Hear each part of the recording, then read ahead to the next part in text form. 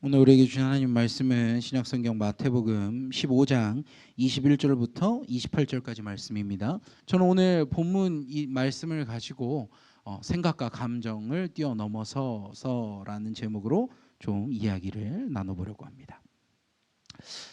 사랑하는 성도 여러분, 우리는 인생을 살면서 주를 위해서라는 이름으로 하나님 앞에서 섬김을 이어갈 때가 많습니다. 교회 안에서 남들이 알지 못하는, 어떻게 보면 남들이 주목하는 이런 앞자리가 아니라 주목하지 않는 은밀한 곳에서 우리가 섬김을 할 때가 많이 있죠. 예를 들어 본다면 교회 안에 주차 봉사를 하시는 분이 있을 거고요. 또 식당 봉사를 하시는 분들이 있을 겁니다. 또 각종 공간을 청소하시는 분도 있을 거예요. 남이 보든 안 보든 내가 맡아서 이곳을 해야 되겠다 하면서 눈물로 쓸고 닦는 분들이 있을 거예요. 자, 그런데 그뿐만 아니라 교회 봉사를 넘어서 내 삶 속에서도 주를 위해서라는 이름으로 행하는 일들이 있다는 거죠. 예를 들면 교회 일정이 있어서, 교회 행사의 일정이 있어서 그 일정을 위해 나의 시간을 드리고 내 물질을 들여 하나님 앞에 영광 돌리는 일들이 있습니다. 그런데 그 주를 위해서라는 목적을 갖고 한다면 우리의 생각으로는 참 좋은 열매가 맺어지면 좋겠는데, 인생을 살아보니까 주를 위해서 한다고 했는데 그게 좋은 열매가 맺어지기보다 안 좋은 열매가 맺어질 때가 있다는 거죠.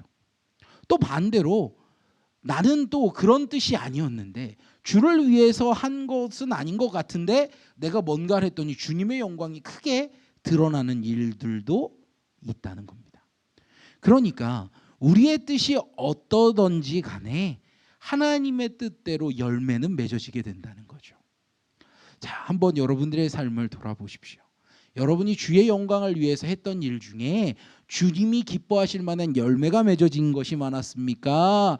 아니면 주님의 영광을 가리웠던 열매가 많았습니까? 또 반대로 나는 주님과는 전혀 상관없이 뭔가를 섬겼는데 그 섬김이 갑자기 굴러 들어와서 주님의 영광으로 발전한 적은 없었는지 한번 돌아봤으면 좋겠어요.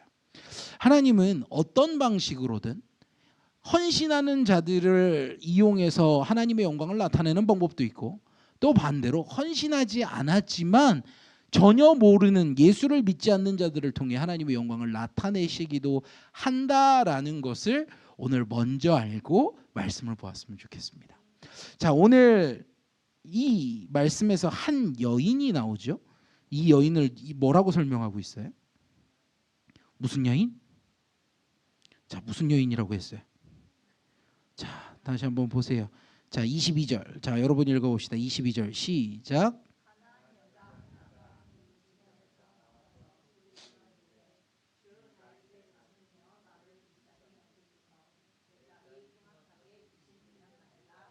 네, 여기 말씀 띄워주세요.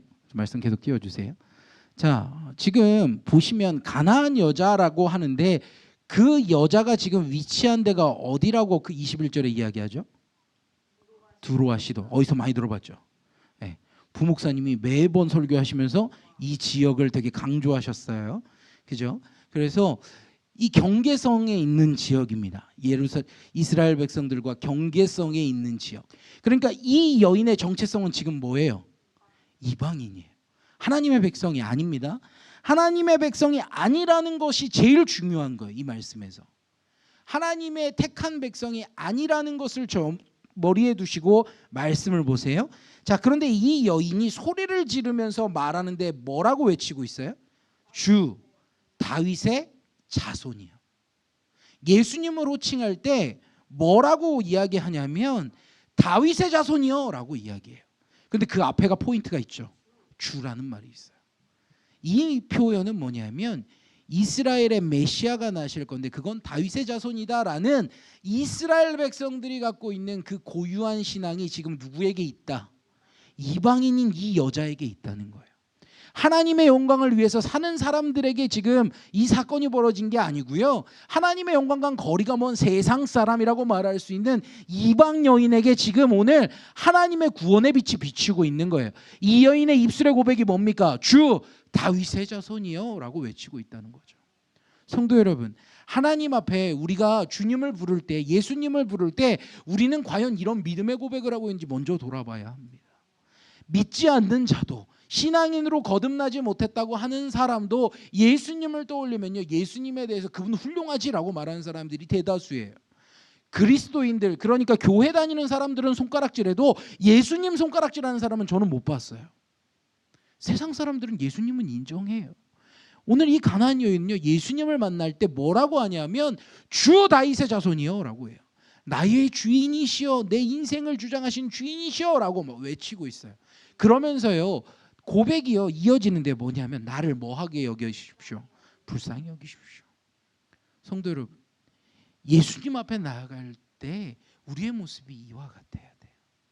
우리는요, 때로는 주님 앞에 너무 뻣뻣해요. 제가 보니까 정말 우리 그리스도인들은 좀 그런 면이 있어요. 뭐냐면 주님은 사랑이시다, 주님은 나의 친구 하다 보니까 마냥 너무 편해요. 우리가 예배당에 들어올 때, 주님을 뵈러 올 때 너무 가벼운 마음으로 오죠. 그런데 정말 내 인생에서 높은 사람을 만난다고 하면 그와 같은 행동을 하기가 어려워요. 오늘 이 여인은요, 예수님을 만나는데 그 의사를 만나러 온 상황으로는 의사를 만나는 느낌이에요. 그런데 이 여인의 고백은 뭐라고요? 내 주인이라고 말해요. 그러면서 그냥 내 딸을 고쳐주세요 이게 아니라 나를 불쌍히 여기십시오, 내 딸을 불쌍히 여기십시오가 아니에요. 나를 불쌍히 여기십시오라고 이야기해요. 성도 여러분, 주님 앞에 나아갈 때, 주님 앞에 소원을 고백할 때 우리의 모습은 이와 같아야 돼요. 내 부탁을 하고 있는데, 내 소원을 부탁하고 있는데 뻣뻣해요. 들어주던가 말던가. 우리의 기도가 요즘 이렇지는 않나요? 주님 들어주십시오, 응답해 주십시오. 그러면서 나가면서 과연 간절한 모습이 있습니까? 예배당을 벗어나면서 우리의 모습은요, 때론 뻣뻣해요. 뭐 들어주시면 들어주시는 거고 아니면 많은 거지. 오늘날 많은 그리스도인들이 그래요. 문제를 갖고 주님 앞에 오고 토로하고 주님 해결해 주십시오 하면 간절한 마음이 아니라 언제부턴가 뭐 들어주시면 들어주시는 거고 아니면 많은 거지. 우린 이렇게 믿음 없는 모습으로 나선다는 겁니다. 그런데요, 이 여인이 이렇게 고백을 하는데 23절의 예수님의 모습은 어떻게 보면 객관적으로 볼 때 되게 실망스러운 모습으로 보이고 있어요. 23절 읽어볼까요? 시작. 스톱. 예수는 한 말씀도 뭐 했다? 대답하지 않았다. 여러분, 그냥 사람이 누가 간절하게 여러분을 부르면 돌아보지 않겠어요? 그걸 돌아보고 왜요? 무슨 일이에요? 이게 인간적인 도리 아닙니까? 근데 예수님은 어떻게 해요? 대답도 안 하셔요. 이 여인의 음성을 예수님 못 듣는 게 아니에요. 듣고 있어요. 왜냐하면 그 다음에 말씀 보세요. 제자들이 와서 뭐하여 말하되? 청하여 말하되요. 이 여인의 외침이 얼마나 컸던지 제자들이 와서 예수님한테 부탁해요. 저 여자가 우리 뒤에서 소리 지르니 그를 보내소서. 예수님, 엔간하면 들어주시죠. 들어서 해결해서 보내시죠. 너무 시끄러워요. 우리를 너무 괴롭게 합니다. 누가 말해주고 있어요? 제자들이 말할 정도인데 예수님 못 듣겠어요? 듣고 계세요. 근데 예수님의 시선은 지금 어디를 향하고 있어요? 24절에 보세요. 예수님의 시선에 대해서 명확하게 말하고 있어요. 자, 24절 시작.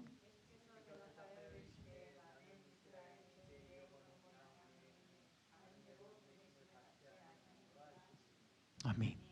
예수님의 시선이 지금 누구에게 가 있습니까? 이스라엘의 잃어버린 양이에요. 성도 여러분, 하나님의 구원의 계획이요, 이스라엘에게 있음을 예수님이 지금 선언하시는 거예요. 저 뒤에서 제일 비참하게 낮은 자의 모습으로 겸손하게 주님 나 불쌍히 여겨주십시오, 저는 주님의 종입니다 라고 외치는 자를 예수님 바라보지 않으신다니까요.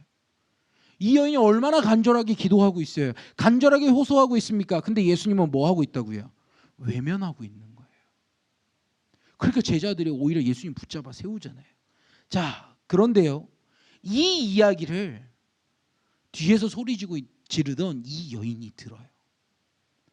예수님이 그냥 제자들하고 이야기한 거예요. 이 여인 들으라고. 야, 나는 이스라엘 외에게 다른 데로 보냄받은 적이 없어 라고 말한 게 아니라 그냥 제자들에게 말한 거예요. 내 시선이 지금 이스라엘의 잃어버린 양에게 있다.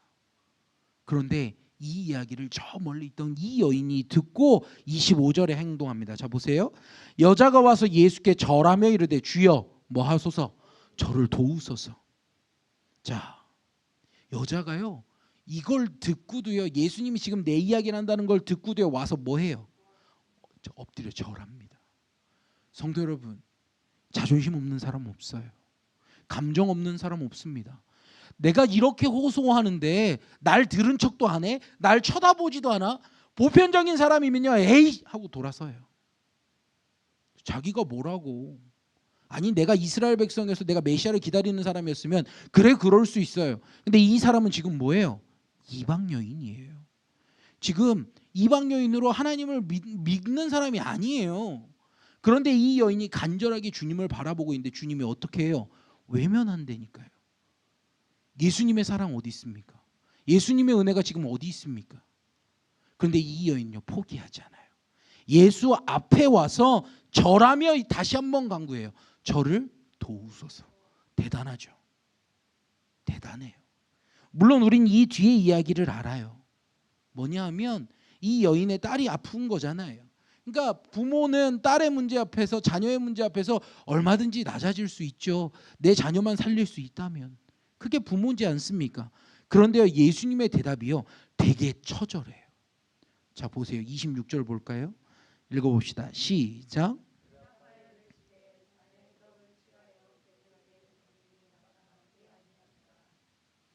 성도 여러분 앞에 사람이 있는데요 비유를 들어 이야기하는데 지금 취급을 무슨 취급을 해요? 개를 취급해요.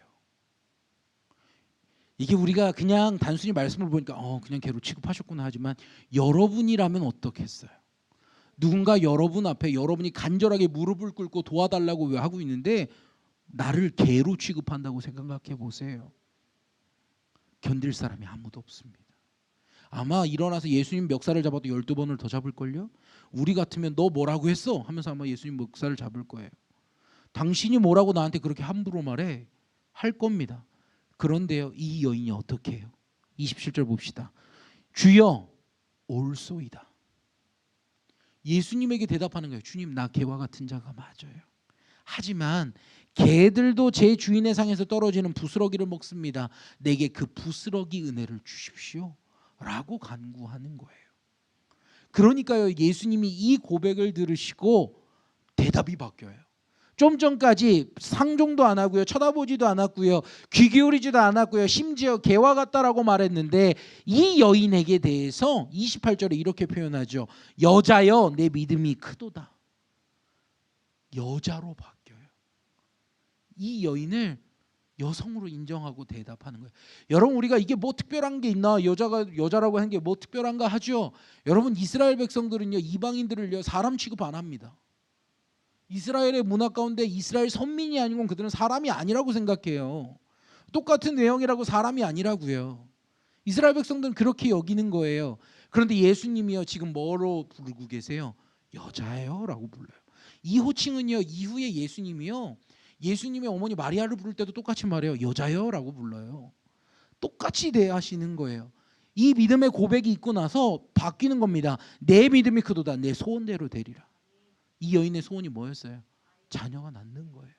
근데 그것이 이루어진다라고 하고 그때로부터 그의 딸이 낳으니라라고 이야기하고 있어요. 자, 오늘 이 말씀에서 가나안 여인의 목적은 분명히 있었어요. 예수님을 만나서 고침을 내 딸이 입어야 돼라는 게 있었어요. 그런데 그 간절한 부르짖음에 주님은 응답하지 않으셨습니다. 왜냐하면 주님의 목적이 달랐기 때문이에요. 성도 여러분, 우리는 이것을 분명히 알아야 돼요. 하나님은 왜 내 기도를 들으시지 않으시지? 하나님은 왜 우리 교회의 간구를 듣지 않으시지? 왜 우리 교회의 모습이 이렇게 성장이 없고 정체되어 있지? 그 이유는 다른 게 아니에요. 주님의 목적이 다른 곳에 있기 때문입니다. 성도 여러분, 우리는요 하나의 목적만 바라볼 때가 있어요. 그래도 교회가 문을 열고 교회가 이렇게 예배가 드리고 우리가 뜨거운 마음으로 예배하면 그래도 성도들이 몰려오고 부흥하고 큰 우리 교회도 자립하고 부흥해야 되는 거 아니야? 우린 이런 생각을 해요. 그런데 우리의 주님의 시선에는요 그게 목적이 아니라고요. 이 여인의 소원은 합당합니다. 주님을 만나서 내 딸이 낳는 것 얼마나 귀합니까? 내가 비록 이방인이지만 내 믿음이 주님 앞에 들려지고 주님이 나를 돌아보셔서 주님은 은혜를 베푸신다고 했으니까 우리 집에 은혜가 있으면 좋겠다. 얼마나 귀해요. 아마 우리 주변에 여러분의 주위에 예수 믿지 않는 자가 내가 오늘 예배 가서 예배 안에 드리면 하나님을 만나고 내가 변화되겠지 이런 고백을 하면 예배 온다고 이야기한다고 해보세요. 여러분 아마 할렐루야 할 거예요. 그래 하나님이 널 감동시키셨구나. 하나님 분명 널 만나 주실 거야. 아마 이렇게 안 할까요? 그런데 중요한 건 이 여인이 그 현장에 왔고 그와 같은 행동을 함에도 불구하고 예수님의 시선은 그에게 있지 않았다는 거예요. 주님의 목적은 잃어버린 양을 만나기 위해 오셨다는 거죠. 여인의 입장에선 이건 되게 괴로운 일이었습니다. 왜냐하면 예수님이 자기의 간구를 외면하셨기 때문이에요. 근데 여인은 포기하지 않습니다. 두 번째 요청을 해요. 그런데 예수님의 대답은요, 더욱 좌절하게 만들어버립니다. 그러나 이 여인은 여기에도 포기하지 않아요. 사랑하는 성도 여러분, 우리가 이 모습이 우리의 모습이 되기를 소망합니다. 우리의 소원과 우리의 간구가 주님 앞에 상달되지 않을 때가 있어요. 제가요 수십 년째 하나님 앞에 간구하는 기도의 제목이 있습니다. 그런데요 그것이 아직 현현되지 않아요. 그렇지만 하나님이 제게 주시는 응답은 때가 차면 이루리라라는 말씀이에요. 그렇게 포기하지 않고 간구하는 거죠. 이 여인은요 주님 앞에 좌절하고 포기하고 돌아설 수 있었어요. 아니 저였으면 12번 돌아섰을 것 같아요. 아마 무릎을 탁탁 치면서 여기가 내 길이 아닌가 보다 하고 돌아섰을 거예요. 주님이 선택한 특별한 백성이 내가 아닌가 보다 하고 포기했을 거예요. 그런데 이 여인은 포기하지 않고 주님 앞에 간구합니다. 자기의 믿음을 보이죠. 나의 모습이 개와 같다라고 대답을 하는 거죠. 오늘 이 여인이 한 건 뭐냐면 첫 번째는 감정을 버렸다는 거예요. 성도 여러분, 감정은요 귀한 겁니다. 하지만 그 감정이 하나님 앞에 나아가는데 방해할 때가 굉장히 많아요. 감정이라는 것이요 하나님 앞에 좋게 발현되면 너무 귀하게 헌신자가 돼요. 그런데 이 감정이라는 게 얼마나 연약하냐면 같은 이야기를 들어도요 내 감정이 좋을 때는 아멘 하고 받아들였던 게 내 감정이 안 좋으면 이렇게 꺾여버려요. 시험이 드는 거죠. 교회 안에 시험이 왜 듭니까? 똑같은 말씀이에요. 10년 전에도 들렸던 말씀이고 20년 전에도 들렸던 말씀이에요. 10년 전엔 괜찮은데 왜 오늘 내겐 힘들까요? 다른 이유가 아니에요. 내 감정이 하나님의 말씀을 막아서기 때문입니다. 사랑하는 성도 여러분, 오늘 이 여인은 감정을 뛰어넘었습니다. 수치심이 들었을 거예요. 예수님이 바라보지 않을 때 자존심이 상했을 거예요. 그리고 예수님이 개와 같이 나를 비유할 때는 정말 모멸감을 느꼈을 겁니다. 그런데 이 여인은 그 감정을 뛰어넘었다는 거죠. 성도 여러분, 하나님 앞에서 우리의 감정을 뛰어넘기를 소망합니다. 내가 하나님 앞에 10시간 기도했는데, 내가 하나님 앞에 이만큼 헌신했는데, 내가 하나님 앞에 어떻게 했는데, 다 필요 없어요. 주님의 방향과 내 간구하는 방향이 다르면 내 감정이 나서봤자 아무런 도움이 되지 않는다는 거죠. 아주 좋은 말 중에 그런 말이 있어요. 우리나라 말 중에 손뼉도 마주쳐야 소리가 난다. 그렇죠? 하나님의 역사도 마찬가지예요. 내 손뼉과 하나님의 손이 마주칠 때 역사가 일어나는 겁니다. 시선이 같아야, 하나님이 바라보는 것이 같아야 소리가 나는 거예요. 하나님의 역사는 여전히 우리 가운데 준비되어 있습니다. 하지만 하나님의 목적과 내 목적이 다르면 그것은 응답되지 않아요. 하지만 그 응답되지 않을 때 포기하는 것이 아니라 이 여인은 한 번 더 주님 앞에 나아간 것처럼 여러분도 그렇게 하셔야 돼요. 하지만 그때 하나님 앞에 나아가려고 할 때 내 감정이 나를 장난친다는 거예요. 야, 너가 이런 대우 받아야 될 사람이야? 야, 내가 하나님 앞에 이 정도까지는 하나님이 이렇게 어떻게 외면하셔? 이게 맞아? 끊임없이 내 감정을 흔들어 놓는다는 거죠. 하지만 진짜 응답을 경험하는 사람은 그 감정을 뛰어넘는 겁니다. 제가 어린 시절에 그런 것이 있었어요. 때로는 예배 드리는 것이 힘들 때가 있었습니다. 언제가 힘들었냐? 부모님하고 다퉜을 때. 예배 오는 것 때문에 부모님하고 다투고 나면 예배당에 들어오는 게 그렇게 싫더라고요. 예배당에 가는 게 맞는지. 그런데요, 그 감정을 넘어서 내가 하나님 앞에 감정을 넘어서 나올 때 씩씩됨이 아니라 하나님의 말씀에 집중할 때 그날이 가장 은혜 받는 날이었다는 거죠. 이게 무슨 말입니까? 사단이 먼저 알아요. 은혜 받을 사람을 먼저 알고요. 이상하게 예배 들어오기 직전에 문제를 일으켜요. 전날 밤에 일으키든 아침에 일으키든 예배당에 들어오기 전에 일으키든 희한하게 내가 오늘 예배 가야지 하나님 만나 뵈야지 하고 작정한 날 꼭 일이 터져요. 그때 우리가 뭘 해야 된다고요? 감정을 넘어서야 돼요. 감정에 취하면 안 해! 제가 예전에 이야기 드렸잖아요. 저는 학생 때 별명이 삐돌이었다고. 얼마나 잘 삐졌는지. 교회 오면 입이 이만큼 나와 있었다고. 맞아요. 근데 그걸 뛰어넘으니까 은혜를 받고 삶이 변화되더라는 거죠. 성도 여러분, 이 모습이 비단 저의 모습만은 아닐 것입니다. 여러분도 마찬가지예요. 감정을 뛰어넘기를 바랍니다. 두 번째, 같은 말이에요. 생각을 뛰어넘으셔야 돼요. 감정이 소용돌이 칠 때 생각이 장난칩니다. 감정이 화가 나고 용솟음 칠 때 생각이 속삭이는 거예요. 야, 너 이런 대우 받을 사람 아니잖아. 야, 밖에 나가서 네가 이렇게 한다고 생각해봐. 이게 말이 돼? 감정이 말하나요? 생각이 말을 해요. 하나님 앞에 바로 서지 못하게 만드는 것 중에 하나는 감정이요, 둘은 생각이라는 겁니다. 하나님의 말씀을 보니까요, 생각을 강조하지 않아요. 하나님의 말씀은 뭐라고 이야기하냐면 하라라고 말해요. 하라, 하지 말라. 그런데 우리는 하나님의 말씀 앞에서 항상 뭐라고 말해요? 생각 좀 해볼게요. 하나님의 말씀이 야, 이렇게 해, 이렇게 순종해. 생각 좀 해볼게요. 이 표현이 조금 부담스러운 사람이 어떻게 표현해요? 기도 좀 해보고요. 기도 좀 해보고요. 기도 좀 할게요. 여러분, 기도는요, 생각하지 않게 해요. 기도는 순종하게 합니다. 그런데 우리는 왜 순종 안 합니까? 기도 안 해요. 기도해보고요 라고 말하고 기도 안 합니다. 뭐만 해요? 생각만 합니다. 이렇게 하면 내가 할 수 있을까? 이렇게 하면 내가 힘들지 않을까? 이렇게 하면 어렵지 않을까? 여러분, 우리의 생각은요, 단 한 번도 긍정적으로 결론 낸 적이 없어요. 우리의 생각은 늘 이러면 힘들 거야. 이러면 어려울 거야. 이러면 괴로울 거야. 생각은 늘 그렇게 가져가요. 그런데 우리 성령님은 뭐라고 이야기하세요? 그럼에도 불구하고 순종해라. 그럼에도 불구하고 아멘해라. 성령님은 그렇게 말씀하시는 거예요. 감정을 꺾고 나면 생각도 꺾으셔야 돼요. 그러면 하나님 앞에 바로 섭니다. 이 여인은 그렇게 했어요. 예수님이 이렇게 거절의 표현을 함에도 불구하고 생각하고 자리를 박차지 않았어요. 그럼에도 불구하고 이 여인이 말해요. 주여, 옳습니다. 생각하지 않아요. 예수님 말이 뭐라고요? 옳다고 이야기해요.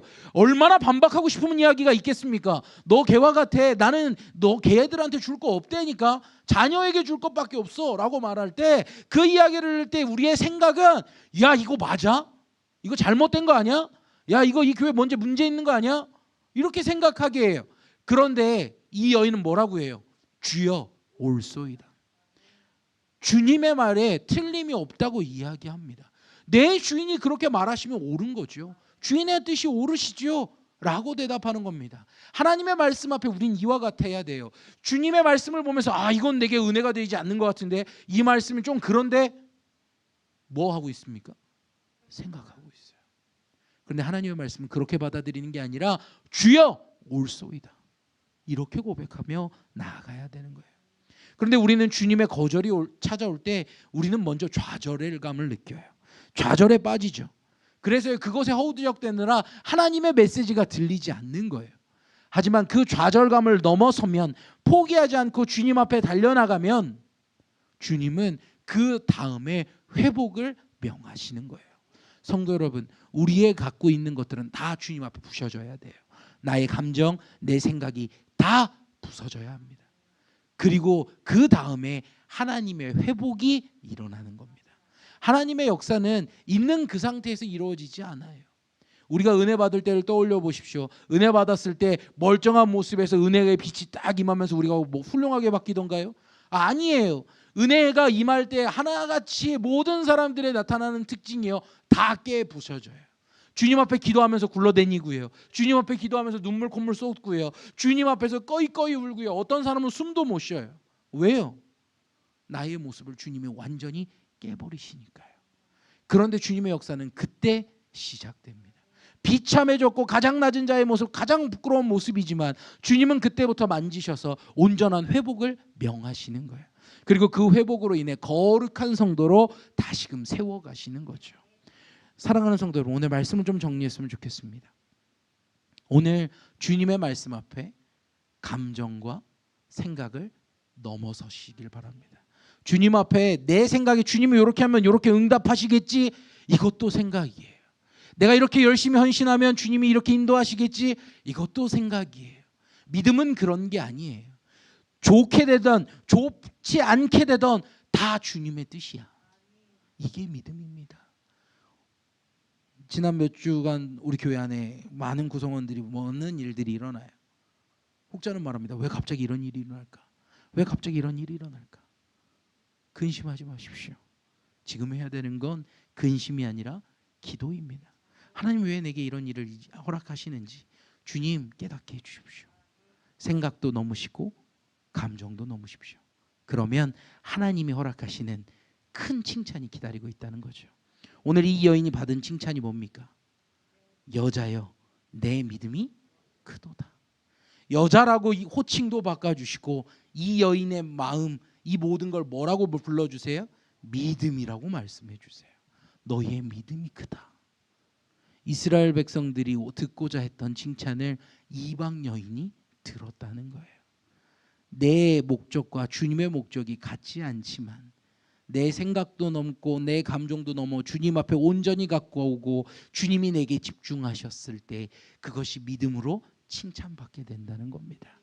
우리의 생각으론 주님의 목적을 바꾸지 못합니다. 그러나 우리의 믿음은 주님이 돌아보시게 한다는 사실, 그것을 기억하시고 믿음 있는 자의 모습으로 오늘도 한 걸음 한 걸음 걸어가시는 우리 진성교회 모든 교우들 되시기를 주님의 이름으로 축복드립니다.